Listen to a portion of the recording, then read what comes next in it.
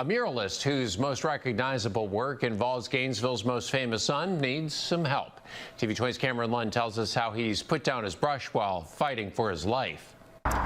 Whether you've seen his work while driving down Southwest 16th Street, or you've seen his work touching up the Tom Petty Memorial here at the 34th Street graffiti wall, artist Blake Harrison is hopefully running down his own dream of beating leukemia.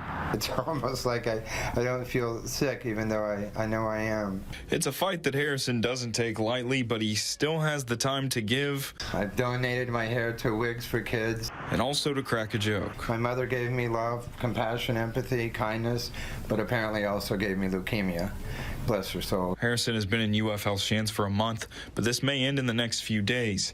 Being an artist himself, his time in the facility has brought him closer to one program here called Arts in Medicine. Finding needs from the patients, supplying arts in the different disciplines, both music, visual arts, different things like that. While his time here doesn't provide the same canvas as a wall under the Alachua County sun, Harrison is thankful for all of those treating him and people who have reached out to help financially. And kind of scared because I can't work, and that's where my friends from all over, from Europe all the way down to here in Gainesville, back in Louisiana where I was raised, they're really helping out. To donate to his GoFundMe, a link is available at WCJB.com.